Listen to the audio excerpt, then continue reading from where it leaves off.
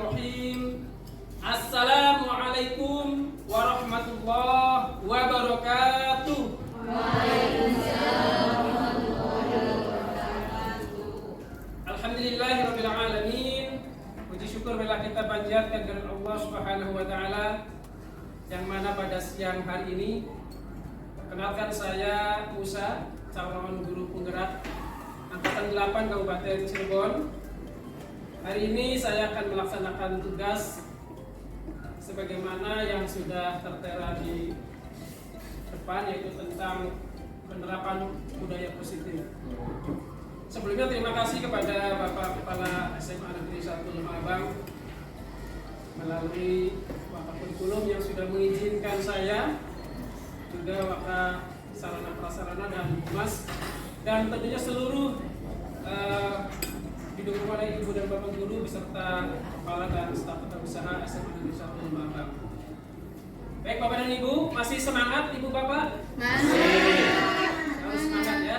Ini menunjukkan adalah sebuah tugas tanggung jawab kita sebagai guru, walaupun sudah siang hari tetapi tidak menyurutkan semangat kita untuk terus memberikan karya yang terbaik kepada diri kita. Baik Bapak dan Ibu yang saya hormati, izinkan saya akan mungkin sedikit memaparkan tentang modul 1.4 dengan tema yang kita angkat adalah penerapan budaya positif.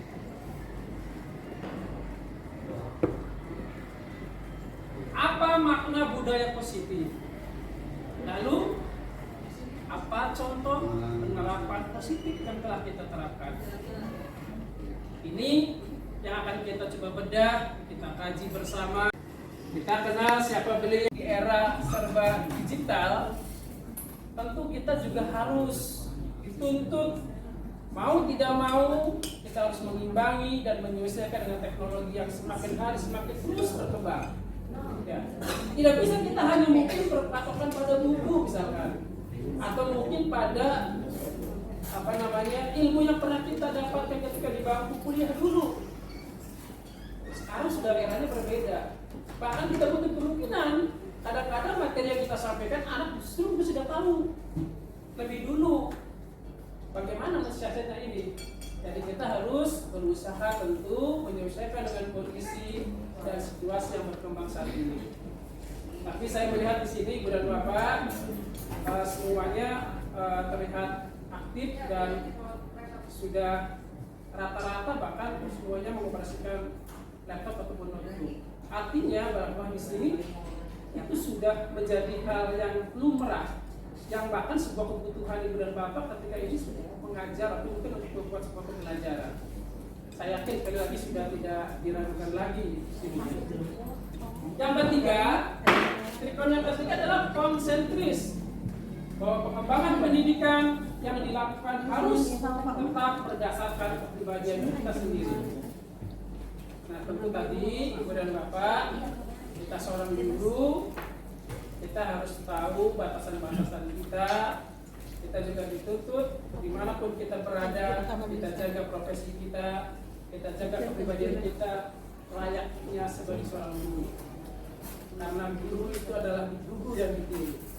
Tentu tugas ini sangat mulia, namun sangat berat untuk tentu dilaksanakan kalau kita tidak amanah. Mudah-mudahan yang hadir di sini, Bapak Ibu guru yang ada di SMA Negeri 1 Lemah Abang khususnya, saya yakin sekali lagi sudah semuanya memahami tentang trikon filosofi ajar dewantara. Bapak dan Ibu yang saya hormati, lalu selanjutnya yang kita kenal filosofi ajar dewantara adalah tripusat. Yang pertama, tripusat yang pertama adalah keluarga. Keluarga ini adalah menjadi lingkungan pendidikan yang paling utama dalam membangun pendidikan etika, agama, serta perilaku sosial. Bapak Ibu bisa mungkin melihat ketika anak-anak didik kita, kalau yang mungkin di lingkungan keluarganya mereka betul-betul di-drill, mereka dibiasakan dengan akhlak-akhlak yang baik, akan berbeda dengan mereka yang mungkin mohon maaf mungkin lepas perhatian dari orang tua, agak-agak ya agak itulah keras lah begitu lah. Tapi bukan berarti kita mengabaikan atau membedakan. Ibu dan bapak bisa melihat dan merasakan. Maka pengaruh keluarga itu sangat keras dan menentukan. Karena durasi waktunya cukup banyak. Di sekolah hanya mungkin hitungan jam. Tapi kalau sudah di rumah, tentu itu sudah bukan kewenangan kita selaku guru, ya. Tapi semua tanggung jawab adalah orang tua.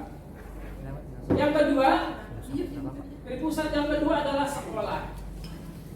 Sekolah di sini menurut Ki Hajar Dewantara juga menentukan, karena ini adalah lembaga wiyata yang menyampaikan ilmu pengetahuan serta pendidikan keahlian. Disinilah mereka bakat, minat mereka itu kita gali dan kita arahkan tentu kepada bakat, minat atau potensi yang mereka miliki. Akan kelihatannya dari sekolah, dari lembaga pendidikan ibu dan bapak. Si A, si B itu dia mungkin lebih condong mungkin menjadi seorang pengusaha, karena mungkin ketika di sekolah misalkan dia biasa membuat prakarya atau produk yang bisa ada nilai jual misalkan. Saya yakin bapak dan ibu bisa melihatlah, akan melihat potensi. Ternyata anak ini dia punya kemampuan di bidang olahraga, yang mana kalau bakat ini disalurkan, ini juga bisa menghasilkan pundi-pundi rupiah yang tidak sedikit. Kita arahkan misalkan untuk yang main bola tadi misalkan. Tidak menutup kemungkinan barangkali diambil oleh salah satu klub yang sudah punya brand atau punya label yang sudah terkenal, dikontrak, bisa akan membawa nama baik sekolah gitu. Yang ketiga, yang tidak kalah pentingnya menurut Ki Hajar Dewantara, bahwa di pusat ini adalah masyarakat. Lokasi anak belajar membangun karakter serta kepribadian. Di lingkungan ini kuat sekali badan bapak. Kalau di keluarganya tidak sama-sama satu misi, lingkungan juga berpengaruh pada ini. Mohon maaf kalau lingkungan di situ banyak anak-anak yang masih suka mabuk, khawatir anak-anak kita kalau tidak dibekali iman bisa terjerumus di badan bapak. Atau misalkan teman-temannya suka merokok, misalkan yang laki-laki. Ada kemungkinan bisa terbawa karena pengaruh lingkungan sangat kuat. Maka dari tiga kesatuan ini, dari mulai keluarga, sekolah dan masyarakat, kita harus saling bersinergi. Ini adalah satu kesatuan. Tidak bisa tugas itu dibebankan hanya kepada lembaga pendidikan. Ya, orang tua misalkan hanya menyerahkan, tidak bisa. Kalau di rumah pun juga tidak dipantau, tidak dididik. Termasuk di masyarakatnya, kalau mereka banyak orang-orang yang sering main judi, adu jago dan sebagainya, juga anak bisa juga terbawa. Nah, ketiga kategori ini harus bersatu padu, persamakan visi misi. Ya, mudah-mudahan tujuan pendidikan bisa tercapai dengan baik. Selanjutnya ibu dan bapak yang kami hormati, ini juga perlu dipahami oleh kita semuanya, bahwa anak didik kita itu adalah ibaratnya itu tabula rasa, kertas kosong, kertas putih. Kertas putih itu mau diisi apa, mau ditulis pakai tinta apapun dia nggak mau. Ya, tentunya mungkin kalau di sekolah dasar, kalau kita di sini yang tingkatannya sudah SLA atau SLTA, mereka sudah ada gambaran, sudah ada bayang-bayang tinta. Tinggal tugas kita adalah menebalkan. Ditebalkannya artinya diluruskan. Ya, yang tadinya masih mungkin bias, masih tidak jelas karena mungkin kurangnya mungkin arahnya sebagai tugas kita bapak dan ibu guru hebat tentunya adalah bagaimana menebalkan garis-garis yang ada di kertas itu menjadi tebal dan jelas arahnya kemana. Itu yang pertama. Yang kedua, bahwa semua anak itu terlahir dengan bakatnya masing-masing. Atau itu harus kita pahami. Kalau anak-anak kita yang jumlahnya tidak sedikit ribuan, pasti karakternya berbeda-beda. Bukannya tidak bisa disamaratakan bahwa anak itu pendiam semua. Pasti ada yang mungkin agak lebih ya dibanding agak lebih aktif, ada juga yang mungkin dia sensitif, ada juga dia mungkin lebih ke IQ-nya, ada juga dia lebih ke fisiknya. Itu yang harus dipahami oleh kita, Ibu dan Bapak.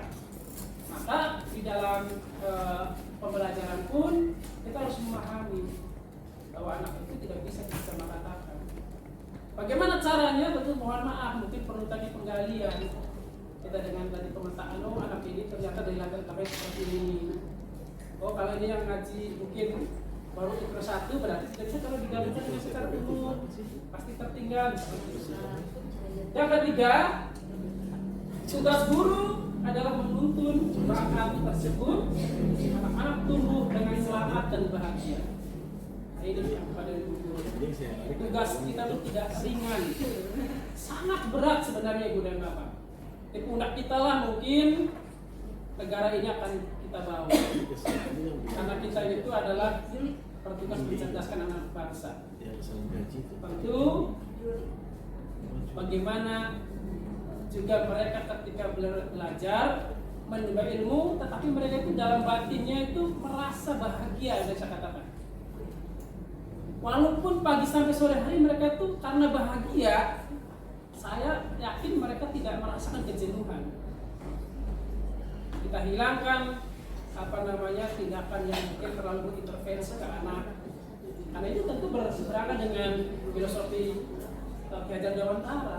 Tidak boleh kita anak harus dikasih sebagainya. Nanti kita akan bicara. Yang keempat adalah budi pekerti. Jadi penting ya benar. Anak cerdas dengan nilai tinggi kalau tidak dibarengi dengan budi pekerti, akhlak yang baik, maka ini sebuah kegagalan pastinya. Kalau tidak dibarengi dengan budi pekerti yang baik, dia berbahaya.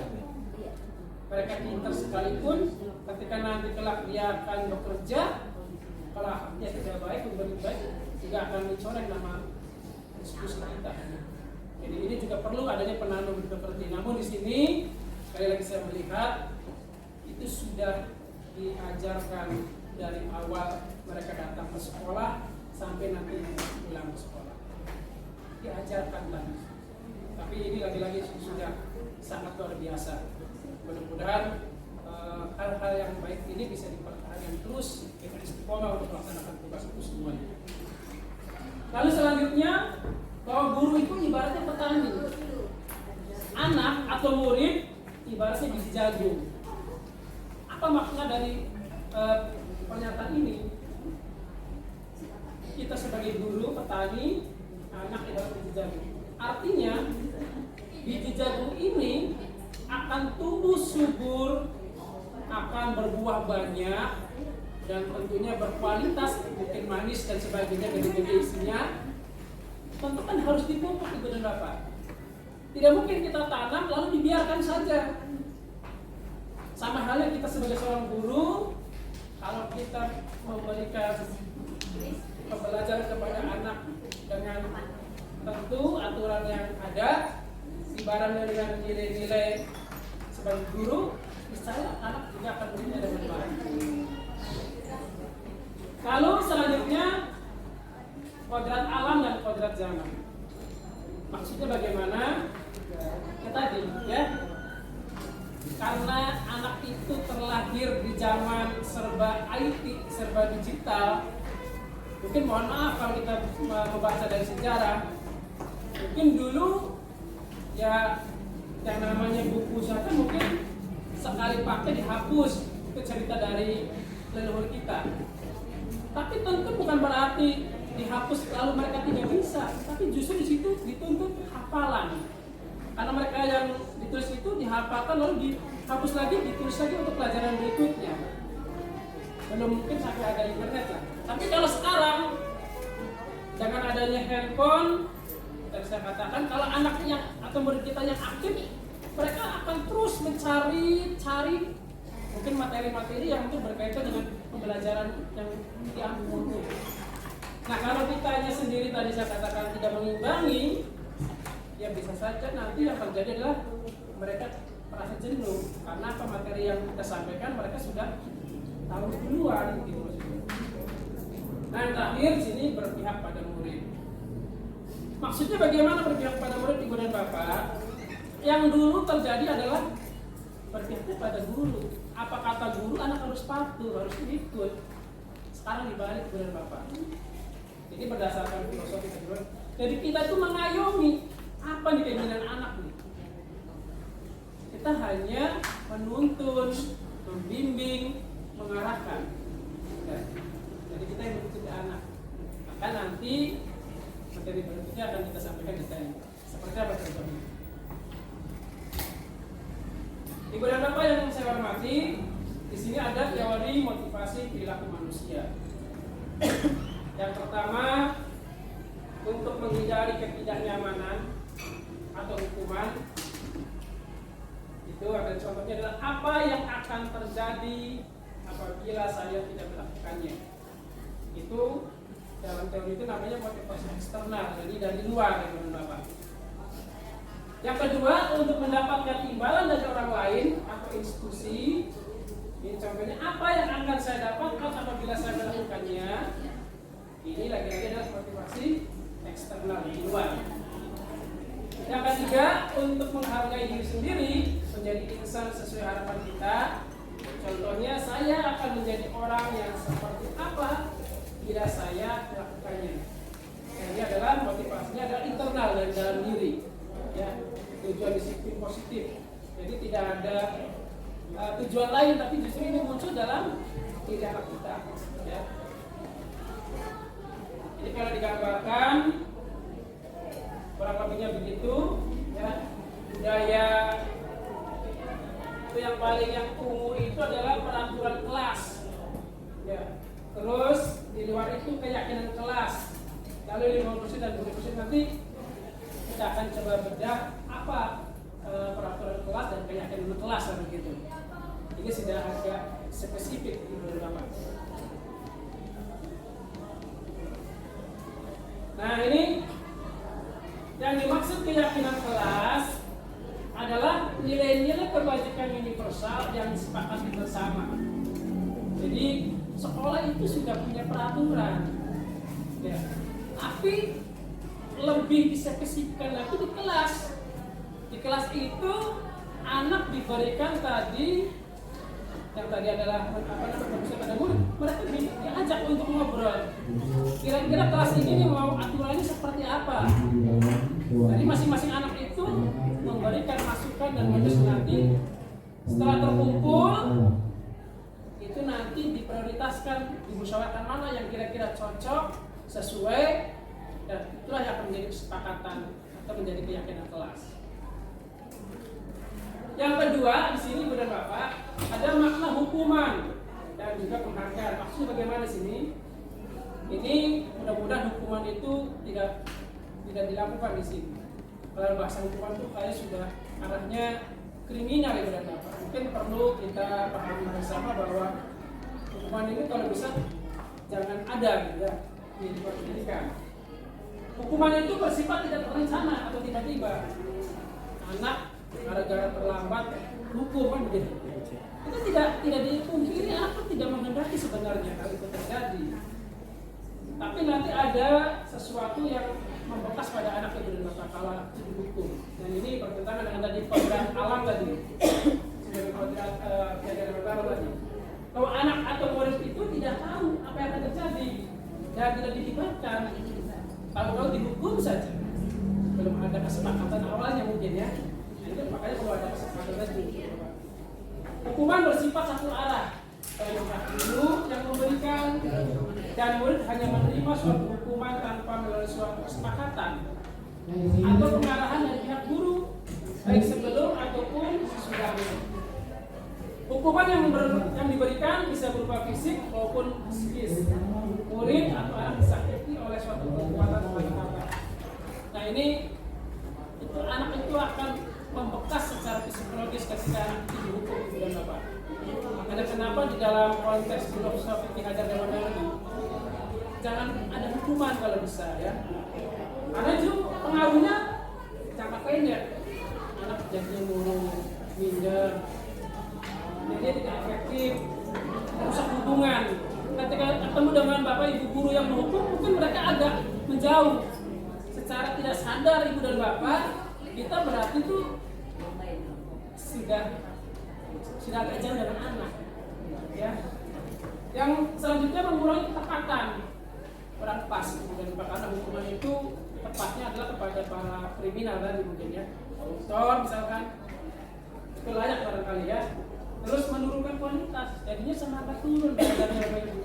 Kalau ketemu Bapak Ibu guru, jadinya mungkin masih terngiang-ngiang pernah dihukum oleh ibu dan bapak, jadinya malas mematikan aktivitas, mau disuruh jadi pemakiran lomba apa misalkan kelas dan sebagainya. Itu dampaknya begitu ibu dan bapak ya. Jadi motivasinya itu harus mestinya harus dibangun supaya mereka kembali bagaimana caranya dia tidak berlarut-larut menyimpan masalah ini sehingga akan berdampak buruk dari ibu dan bapak. Mari kita lihat keyakinan kelas ini, kita lihat detailnya.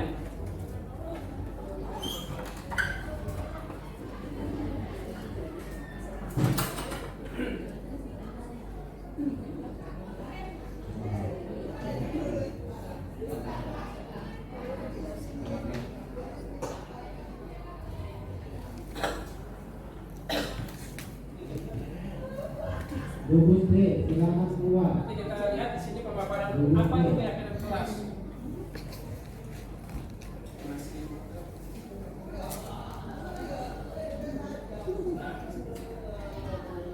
Ini bisa dibaca pada Bapak. Bersikap positif itu tampak seperti dalam tepat waktu. Coba-cobanya pada Bapak ya. Sebaliknya tidak terlambat. Percaya dan menghormati orang lain dan barang miliknya. Kalau tampak seperti ucap terima kasih, kalau yang mereka tidak tampak ya tadi mereka enggan berterima kasih. Itu contoh-contohnya beberapa.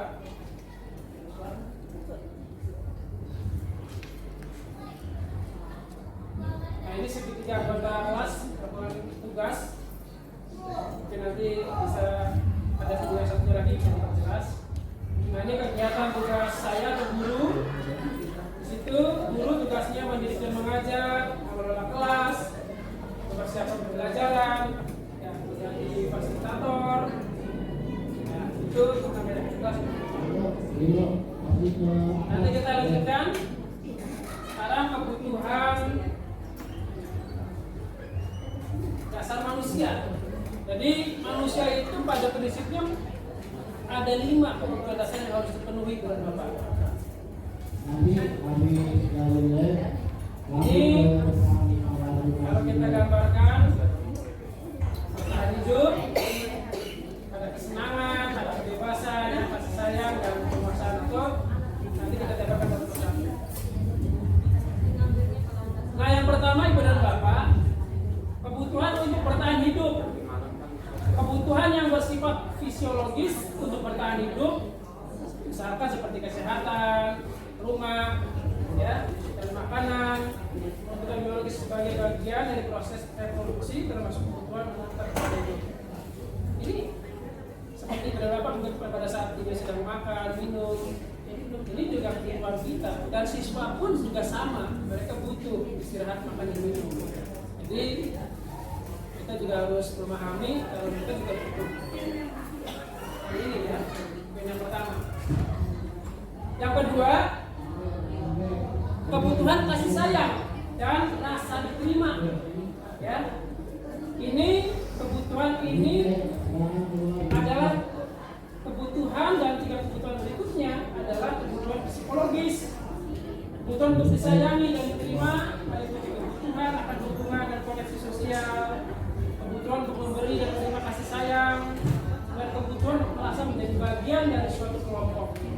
Kebutuhan ini juga meliputi keinginan untuk terhubung dengan orang lain, seperti teman, keluarga, pasangan hidup, teman kerja, ya, binatang peliharaan, dan kelompok yang kita tergabung. Artinya apa? Kita ketika di kelas jangan sampai ada anak yang merasa tersisihkan ibu dan bapak. Karena pada kodratnya mereka juga ingin diakui, ingin diterima. Ya, maka peran kita sebagai guru harus bisa memenuhi ini gitu maksudnya. sebagai guru kita berinteraksi dengan teman-teman rekan sejawat, kita mungkin berdiskusi, saling sharing, itu juga sangat dibutuhkan. Kita tidak akan mampu kita berdiri sendiri tanpa bantuan orang lain. Yang ketiga, di sini kebutuhan yang ketiga adalah penguasaan, yaitu kebutuhan pengakuan atas kemampuan. Maksudnya adalah kebutuhan ini berhubungan dengan kekuatan untuk mencapai sesuatu, mencapai kompeten. Jadi terampil, diakui atas prestasi dan keberhasilan kita, dengarkan dan memiliki rasa harga diri. Ya, ini meliputi keinginan untuk yang berharga, bisa berbagi perbedaan, susah membuat persatuan, maka kemarin ketika pembagian tugas itu kan tentu Bapak Kepala Sekolah itu kan melihat mungkin kompetensi dari Bapak dan Ibu guru tentunya sudah dianalisa, sehingga Ibu dan Bapak guru diberi amanah untuk menempati posisi-posisi tertentu. Ada yang menjadi pembina dan wanita dan sebagainya, itu adalah bagian daripada ini. Tentu penguasaan yang mungkin dimiliki oleh kita. Yang belum berarti bukan berarti tidak memiliki, mungkin ada yang lain, penguasaan yang lain. Yang keempat di sini kebebasan. Kebutuhan kebebasan itu kebutuhan akan pilihan. Jadi kebutuhan akan kemandirian, otonomi, memiliki pilihan dan mampu mengenai arah hidup seseorang, ya. Anak-anak dengan kebutuhan kebebasan yang tinggi memiliki pilihan, mereka juga perlu banyak bergerak, suka mencoba-coba, tidak terlalu terpengaruh orang lain, dan senang mencoba hal-hal baru dan menarik. Jadi kadang-kadang kalau di kelas itu anak dengan karakter tadi yang beraneka ragam, mereka ada yang aktif, ya, kita harus memahami itu karena mereka punya hak tadi, ya, kebebasan, ya. Tentunya harus diarahkan pada jangan sampai terlalu melewati jalur. Nah, yang kelima adalah kesenangan. Ini kebutuhan yang kelima, kebutuhan untuk merasa senang, kebutuhan untuk mencari kesenangan, bermain dan tertawa, ya. Itu menjadi kebutuhan kita. Ya. Bayangkan kalau hidup ini tanpa kenikmatan, ya, betapa menyedihkan.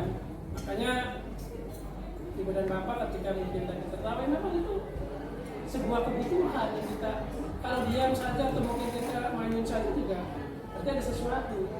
Kembali kita senyum lah, ya. Dan anak apalagi kalau anak dengan mungkin lepasnya mereka tertawa kadang, karena saking senangnya mungkin melakukan sesuatu. Selanjutnya Ibu dan Bapak, sedikit lagi. Nah, ini posisi kontrol guru. Nah, ini sangat penting, dan kita nanti setelahnya melihat video ini, Ibu dan Bapak akan menjawab posisi kita ada di mana sebenarnya. Nanti kita lihat, mari sama-sama tayangan video ini.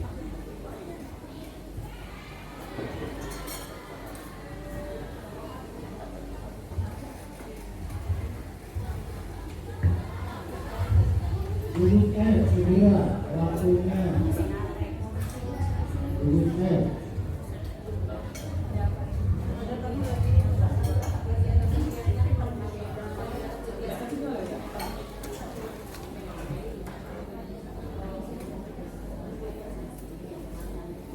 Suaranya agak jelas. Ya,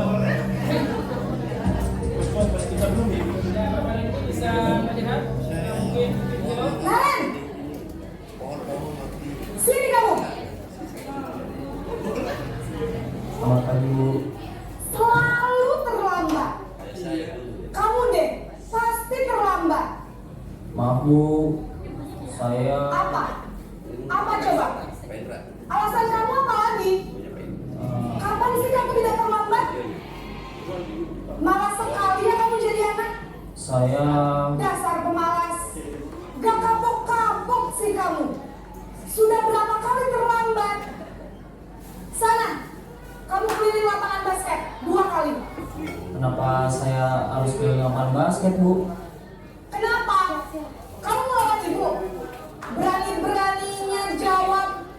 Sudah terlambat, masih berani jawab pula.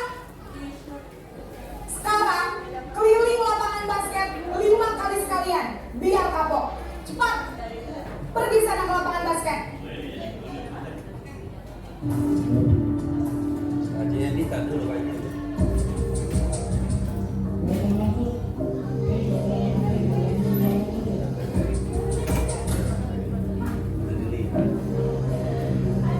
Naren, Lihat dulu Pak. Jadi mobil itu Baik, kalau Selamat pagi Bu. Naren, kamu kenapa terlalu... Oke, kita lanjutkan kembali Bapak. Salam bahagia Ibu dan Bapak Guru hebat. Dalam penerapan disiplin positif restitusi, salah satu program yang dikembangkan adalah 5 posisi kontrol. 5 posisi kontrol dalam restitusi adalah proses perjalanan seorang pendidik agar dapat mengenali dirinya. Pada video kali ini, kita akan membahas tentang 5 posisi kontrol yang dikembangkan oleh Lion Dosen dan contoh penerapannya.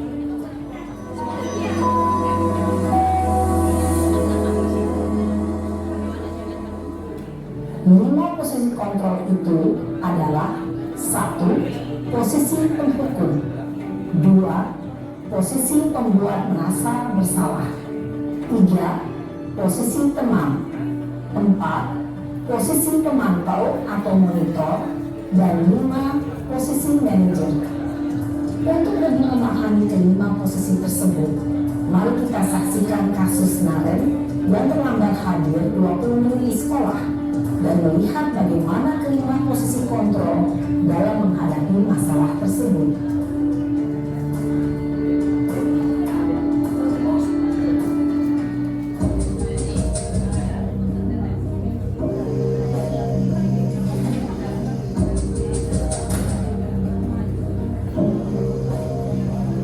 Naren, sini kamu. Selamat pagi Bu.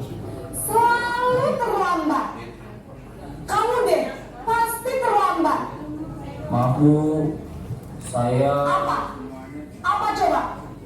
Alasan kamu apa lagi? Kapan sih kamu tidak terlambat?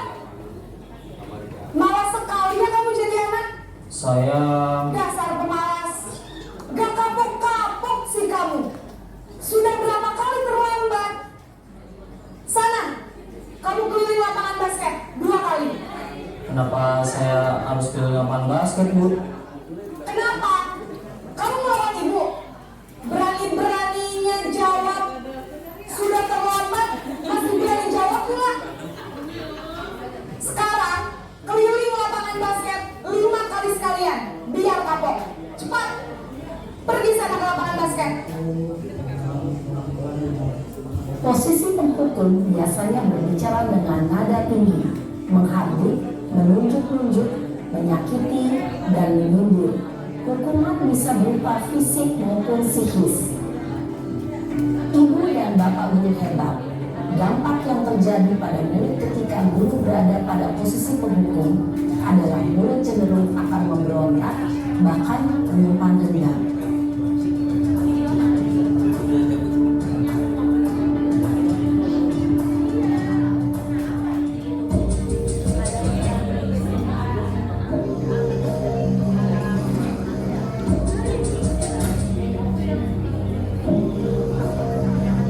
Naren,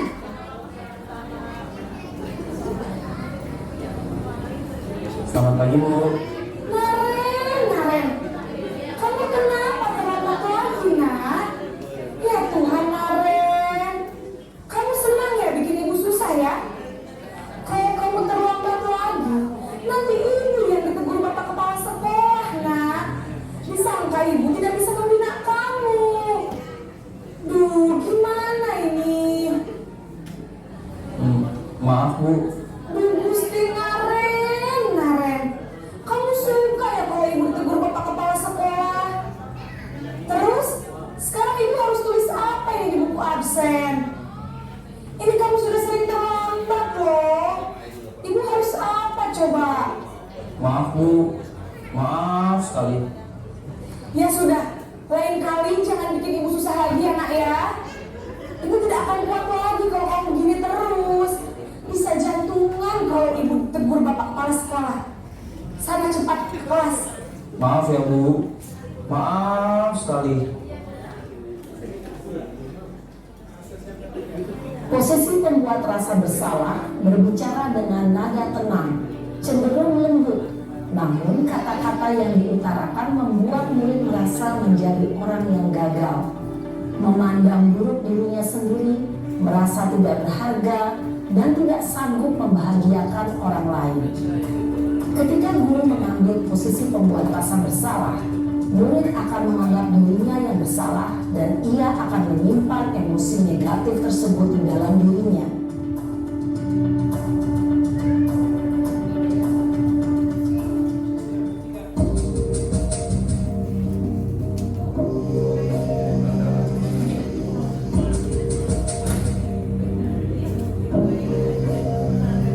Naren,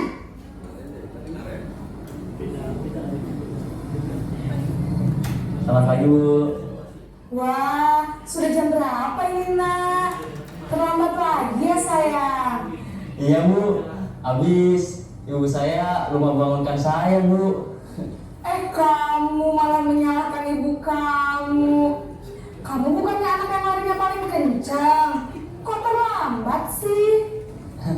Iya Bu, saya memang terlambat bangun tadi.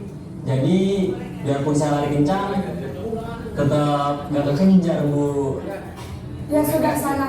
Nanti lain kali larinya lebih kencang lagi ya. Biar gak terlambat lagi. Bikin seneng ibu.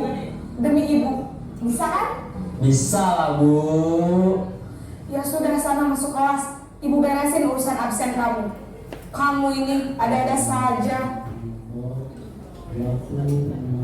Dalam posisi teman, guru berbicara dengan nada suara ramah, akrab, cenderung bersenda gurau untuk menjaga suasana tetap santai. Murid akan merasa senang, aman, dan akrab dengan guru. Identitas yang tercipta adalah identitas sukses atau berhasil. Namun, perlu diingat, karena ini masih dorongan eksternal, maka ada faktor ketergantungan dari murid kepada orang tertentu. Di sini, guru aksennya, sehingga di lain waktu, murid bisa berperilaku baik, namun hanya kepada orang-orang tertentu saja.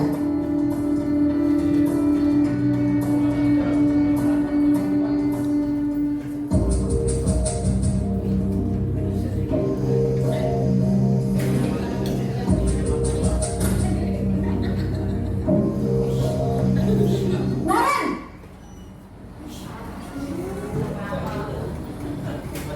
Selamat pagi Bu. Naren, apa peraturan sekolah kita tentang jam berapa kita harus masuk sekolah, nak? Kita harus di sekolah jam 7 Bu. Iya betul, sekarang sudah jam 7.20. Naren sudah tahu konsekuensinya jika terlambat hadir. Paham Bu. Saya harus tinggal kelas pas jam istirahat selama 20 menit. Iya benar, konsekuensinya demikian. Jadi nanti jam 9.30 pas istirahat, kamu harus tinggal di kelas, kerjakan tugas tambahan untuk ketertinggalan kamu, ya? Baik Bu. Posisi pemantau mengandalkan penghitungan atau data untuk mengontrol murid. Guru mengarahkan murid berdasarkan peraturan dan konsekuensi. Seorang pemantau menunjukkan bahasa tubuh dan ekspresi wajah yang datar dan cenderung formal.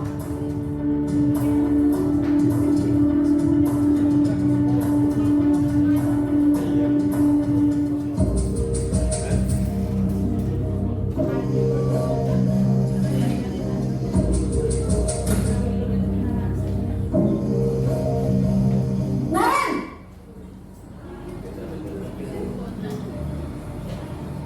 Selamat pagi Bu. Selamat pagi, Naren. Maaf Bu, saya terlambat. Iya, sekolah masuknya jam 7, sekarang sudah jam 7.20. Jadi sekarang bagaimana ini, Naren? Maaf Bu, saya lupa setel alarm saya semalam. Baiklah, menurut kamu, keyakinan sekolah yang mana yang perlu kamu tingkatkan? Menghargai diri sendiri dan orang lain mungkin ya Bu. Setuju. Jadi, apakah Naren meyakini prinsip saling menghormati tersebut? Iya Bu, saya meyakininya. Apakah Naren bersedia memperbaiki masalah keterlambatan ini? Bersedia Bu. Bagaimana kamu akan perbaiki masalah keterlambatan ini? akan coba untuk tidak lupa menyetel alarm saya, Bu. Baik, kalau Naren lupa menyetel alarm di rumah, ada orang yang kira-kira bisa bantu mengingatkan tidak? Ada, Bu. Kakak saya, Kak Ema. Ada lagi selain Kak Emma?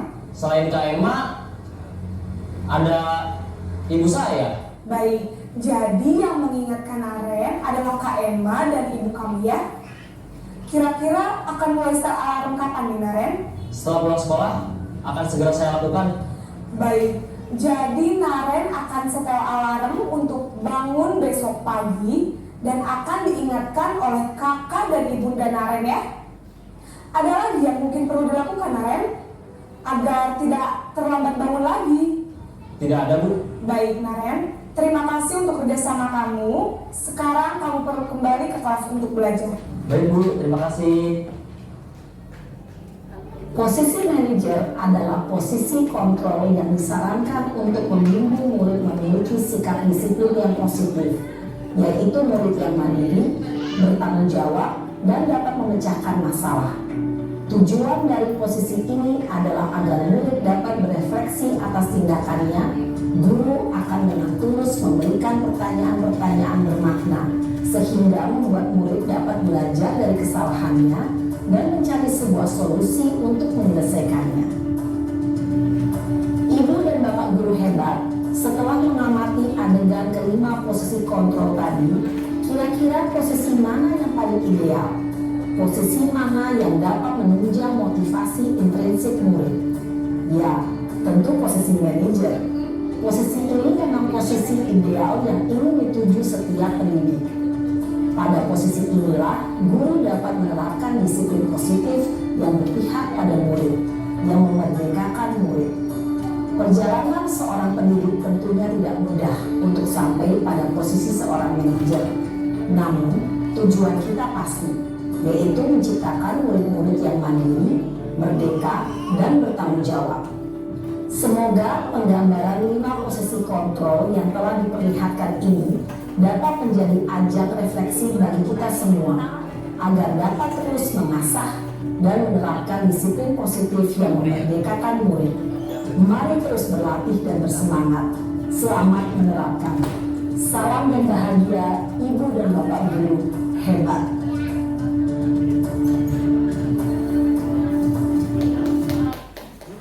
Request dulu kita semuanya. Baik, sekali lagi Ibu dan Bapak, setelah kita melihat tayangan video tadi, mungkin pertanyaan-pertanyaan yang sudah Ibu Bapak tanya sudah ada jawabannya. Sekarang posisi kita ada di posisi yang mana tadi berdasarkan gambaran tadi. Dan harapannya tentu di posisi yang manajer ya. Mudah-mudahan Bapak dan Ibu semuanya adalah guru hebat yang bisa mengaplikasikan dan bisa melaksanakan apa yang tadi digambarkan dalam presentasi tadi. Dan anak betul-betul menyadari atas segala kekurangannya, atas segala mungkin kekhilaafannya, tanpa disuruh pun, tanpa diberi hukuman apapun, tapi mereka sadar, terbuka bahwa itu adalah sebuah kekeliruan. Bahkan beliau berjanji tidak akan mengulangi hal yang serupa.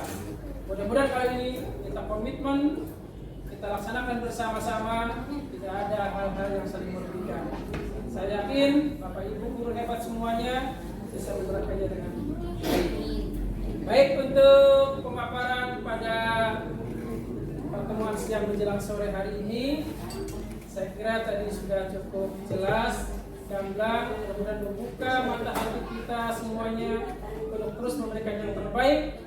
Niatkan, mari kita bersama-sama mencerdaskan anak kita, karena mereka adalah generasi penerus bangsa kita. Sebelum kita tutup, ada pertanyaan dari Ibu dan Bapak semuanya. Cukup jelas Ibu dan Bapak? Alhamdulillah. Baik, sekali lagi terima kasih kepada Ibu dan Bapak atas segala waktunya. Mudah-mudahan bermanfaat bagi kita semuanya. Mohon maaf apabila mungkin dalam penyampaian ada tutur kata yang kurang berkenan, perilaku saya yang kurang sopan, mohon sekali dimaafkan. Terima kasih. Salam guru hebat. Salam guru penggerak. Assalamualaikum warahmatullahi wabarakatuh. Waalaikumsalam.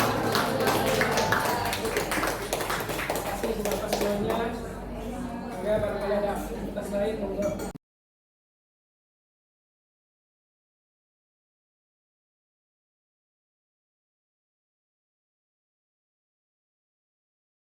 Kita membiasakan budaya positif yang harus kita laksanakan, ya, baik itu di lingkungan sekolah maupun khususnya lebih spesifik di kelas 10, ya, budaya positif, ya, supaya ini terjadi, ya. Kita ingin membuat sebuah keyakinan kelas.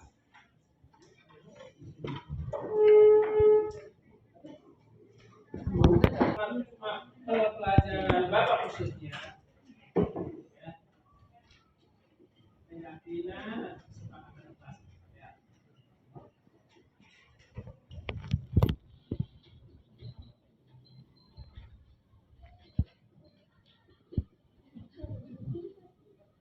Ada yang punya ide, punya usulan? Pertama apa dulu?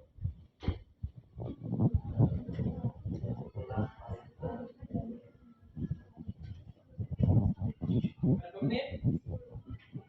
5. Berarti usahakan tepat waktu saya. Silakan belajar tepat waktu.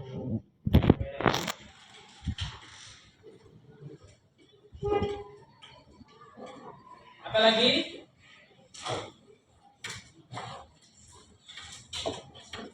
Kira-kira apa lagi yang kita sepakati?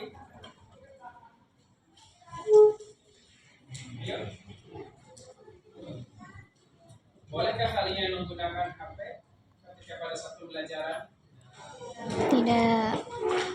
Berarti tidak diperkenankan menggunakan HP terkecuali. Nah, ya. Oke.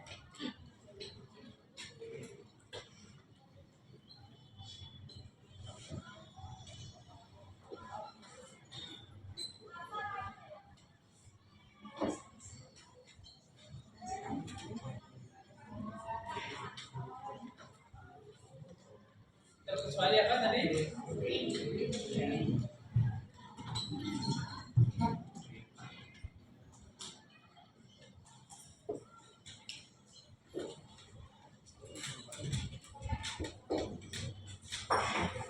Yang ketiga, apa lagi kira-kira? Yang tidak mengerjakan tugas? Langsung. Berarti begini, mana kalau bahasanya?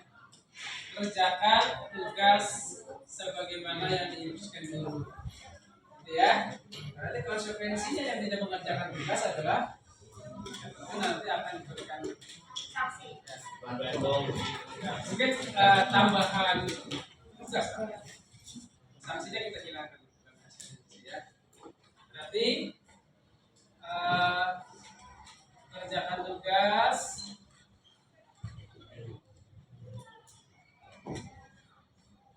yang diberikan guru, ya.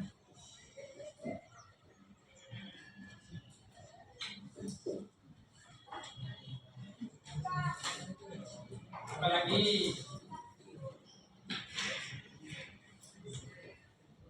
akan mengikuti pembelajaran sampai dengan saya setuju. Setuju.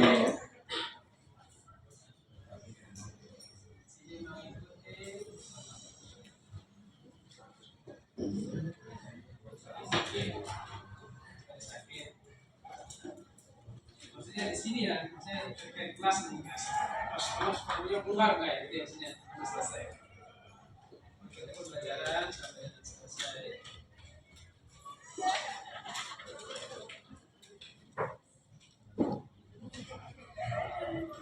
Ada lagi?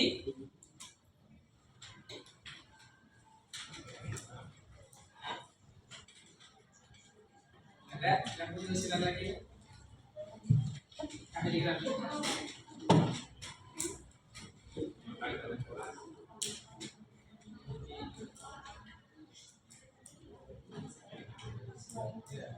Pasti ya. Jadi tadi ya, kehadiran,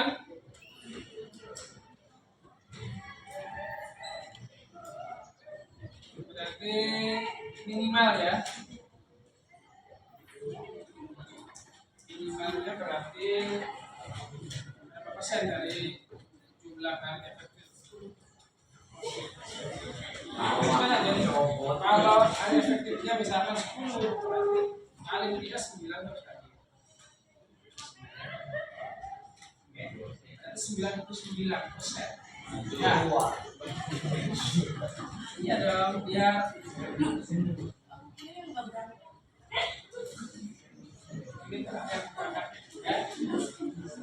jadi 1% tadi kali sakit. Tapi kalau sakit juga masih bisa dibatasi karena itu kan jelas kondisi sakit. Kecuali ini artinya alfa ya, yang tanpa kecelakaan. Kalau sakit izin kita maklumi pada perubahan itu sangat penting. Kita manusia. Oke ya. Ini khusus yang apa yang tanpa keterangan ini. Satu lagi akan mengikuti apa? Mengikuti proses pembelajaran dengan penuh semangat dan oke. Ini poin yang terakhir ya. Mengikuti dengan penuh semangat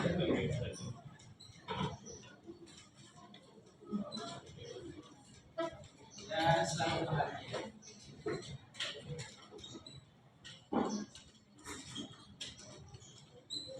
Baik, yang saya menghormati dan saya banggakan, ini adalah keyakinan yang kita yakini bersama.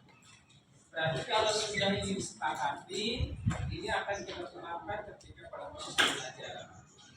Sepakat lagi? Sepakat? Tidak ada keberatan? Tidak. Baik, kalau seperti itu, yuk kita bersama-sama berkomitmen untuk melaksanakan ini. Ya, tidak ada lagi nanti yang terlambat, tidak ada lagi yang malas-malasan, ya, tidak ada lagi yang main HP dulu, kecuali tadi dibuka. Baik, saya kira untuk keyakinan atau kesepakatan kelas tidak tetap selesai. Mohon untuk disampaikan juga kepada teman yang hari ini mungkin ada di sana tadi lagi di ruang PS, supaya nanti tidak miskomunikasi. Oke ya, terima kasih.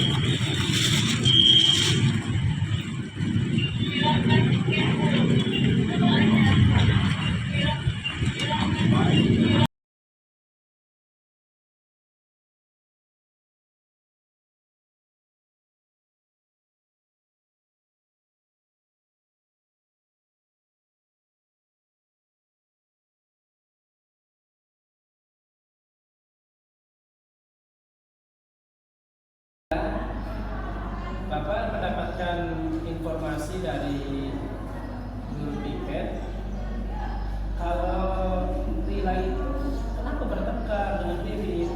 Apa yang sudah terjadi? Nah, Karena Ente tidak seizin saya, Pak. tapi kamu bertindak seperti itu sampai mengebrak meja, kira-kira menurut Rila bagaimana? Tindakan yang kurang tepat karena bisa dibicarakan secara baik-baik, tidak dengan tindakan mengebrak meja lagi. Iya. Oh iya, jadi Bapak pun juga sama ya. Artinya dimaklumi karena kita pekerjaan yang sudah kita siapkan, kita belajar sudah sungguh-sungguh, sudah mempersiapkan dari jauh-jauh hari. Tiba-tiba kepada itu contek oleh teman kita, ya manusiawi ya, kita marah. Tapi kita juga sudah mengakui ya bahwa tadi apa yang dia lakukan tidak dibenarkan kan. Kita tadi sudah mengakui kesalahan kita. Kira-kira nilai-nilai keyakinan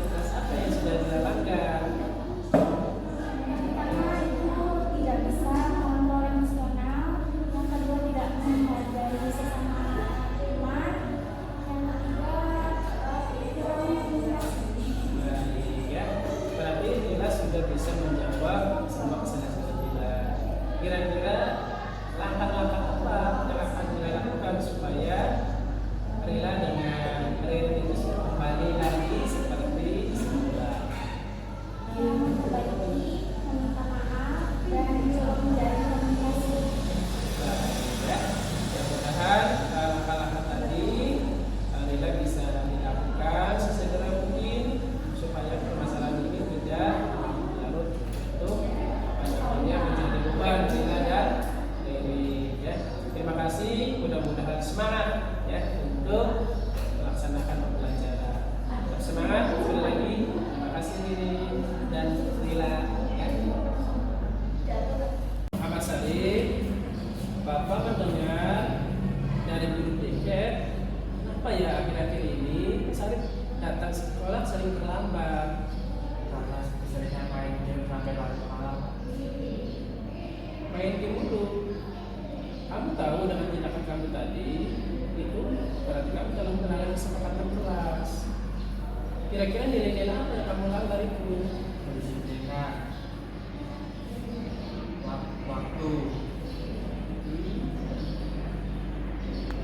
Terus apa lagi? Hanya presiden waktu, ya. Berarti kamu telah melanggar ya kalau begitu ya. Kamu juga tidak menghargai guru, ya. Iya. Lalu setelah kamu tahu kesalahan kamu, kira-kira apa yang akan kamu lakukan ke depannya seperti apa? agar disiplin lagi, lebih menghargai waktu. Nanti hatinya tidak sedikit biar kamunya lagi. Baik ya, itu berarti upaya kamu ya, supaya kamu nanti tidak terlambat lagi. Ya, yang dikasih nada dering ya, supaya kamu datang tepat waktu ya. Baik, kalau kamu sudah mengakui ya kesalahan kamu, mudah-mudahan kamu bisa berubah ya, bisa belajar lebih giat lagi, bisa menghargai orang lain ya, dan tentunya kamu bisa hadir di sekolah tepat waktu. Semoga semangat ya nak. Ya, terima kasih. بين السماء والأرض لآيات لقوم يعقلون ومن الناس من يتخذ